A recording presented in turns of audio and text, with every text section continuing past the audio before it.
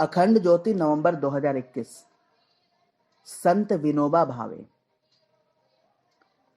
महापुरुषों के जीवन की यह विशिष्टता होती है कि वे निरंतर सत्य चिंतन में क्रियाशील रहते हैं और एक अच्छे चिंतन को एक अच्छी योजना में परिणत कर पाना उनके लिए सहजता के साथ हो पाना संभव हो पाता है। ऐसा करते हुए उनके अंदर दोनों ही गुण, संवेदना एवं संघर्ष, एक साथ विद्यमान भी होते हैं। इन दोनों गुणों को साथ लेकर दृढ़ता पूर्वक चलते हुए अनासक्त भाव से जीवन के यथार्थ से जूझने को कोई सदा तत्पर रहे तो यह कल्पनातीत ही प्रतीत होता है।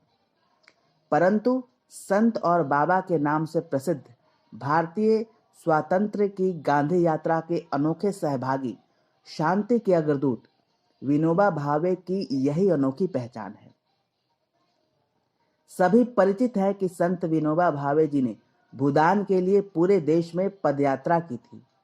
इस पदयात्रा को करने के पीछे उनका उद्देश्य सामाजिक प्रतिष्ठा की प्राप्ति करना नहीं, वरन लोगों का हृदय परिवर्तन करना था। संत विनोबा भावे न केवल एक प्रतिष्ठित समाज सुधारक के रूप में जाने जाते हैं, बल्कि एक गंभीर चिंतक व दार्शनिक के रूप में उनका व्यक्तित्व समाज के सभी घटकों के प्रतिनिधियों के लिए प्रेरणास्पद है। उनके प्रिय विचार थे साम्य योग, समन्वय, सर्वोदय और सत्याग्रह। ये सब मिलकर उनके प्रिय जीवन सूत्र को आकार देते हैं। वे आध्यात्मिक पंचनिष्ठा की बात किया करते थे। इस पंचनिष्ठा का तात्पर्य धन संपत्ति के प्रति पवित्र भाव होने से था एवं साथ ही व्यक्ति के चिंतन में अपरिग्रह के भाव के होने से ही था। उनका कहना था कि जो इन भावों को अपने व्यक्तित्व में स्थान दे पाता है वही समग्र व्यक्तित्व की प्राप्ति का अधिकारी बन पाता है।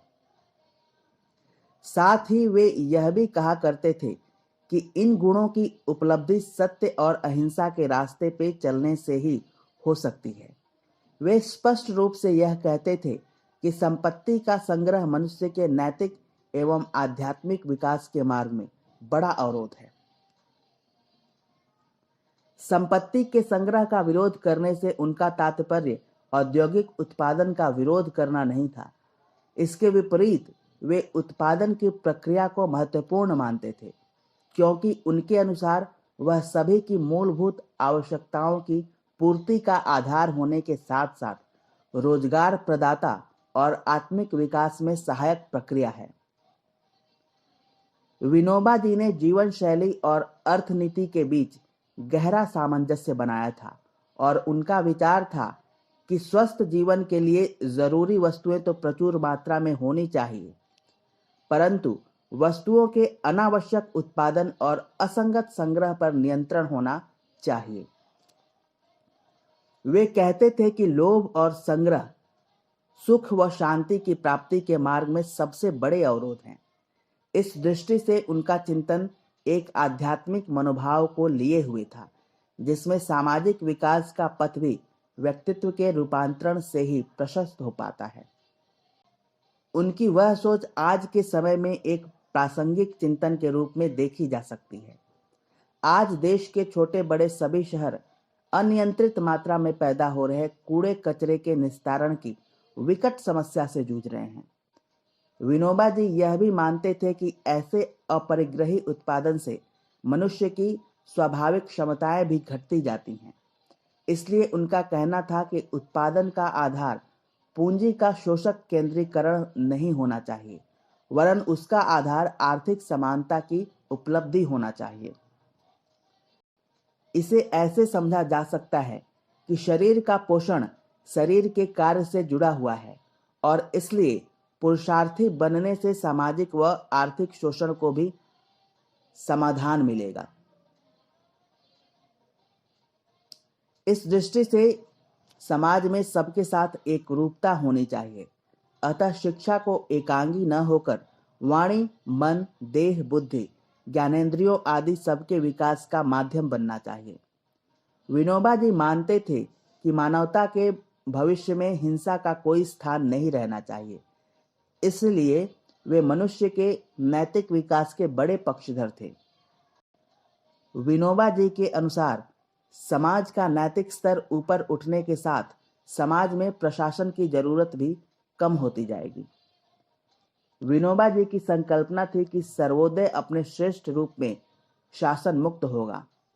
आदर्श और मूल्यों के लिए प्रेरित समर्पित विनोबा जी कहते थे कि सम्यक आचरण, सम्यक वाणी और सम्यक विचार का परिपालन ही सत्याग्रह है। वे कहते थे कि परिपक्वता आने के साथ आत्मज्ञान और विज्ञान के तत्व धर्म और राजनीति का स्थान ले लेंगे। उनका कहना था कि सत्याग्रही होने से ही व्यक्ति सत्याग्रही बनता है।